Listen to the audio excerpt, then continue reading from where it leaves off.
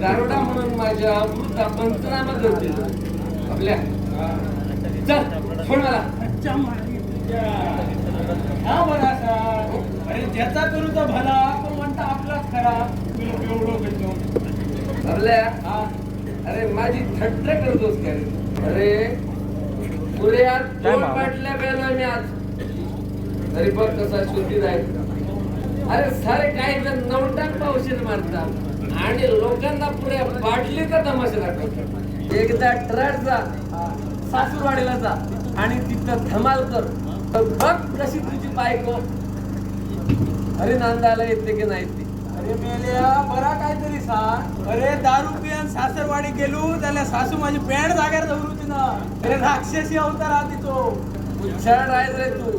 काही जमणार नाही तुला. कोणाच्या बापाला आणि कोणाला कसं कळेल आपल्या.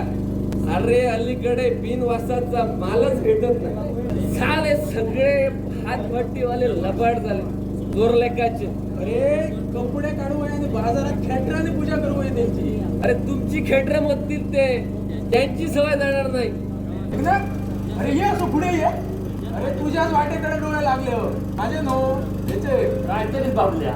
चला आता मी जाता येतं. अरे मी आल्या तुझा तो हे त्याचा कसं असं माहिती आहे आजी बायको जरी नांदत नसली ना तरी दुसऱ्यांचा संसार जोडूची सवय आहे माझी. मी काय बोलतोय त्या दोघांच्या ध्यानात दिलाच असताना बाबा याबद्दल मला काहीच समजलेलं नाही. कळटाला कधी अक्षता डोक्यावर पडल्या मित्रांच्या जाळ्यात अडकून घरात आला तुळशीपत्र ठेवायला निघालाय.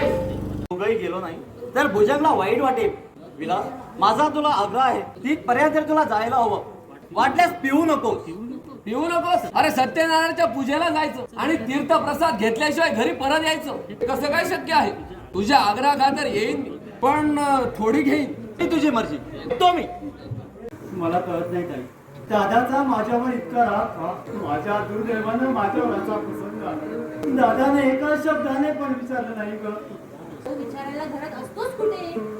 त्या अपघातात जागच्या जागी माझं कमी जास्त झालं असतं तर 4 दिवस मायेची माणसं घडली असती पण माझ्या त्रासातून कायमची मुक्त झाली असती.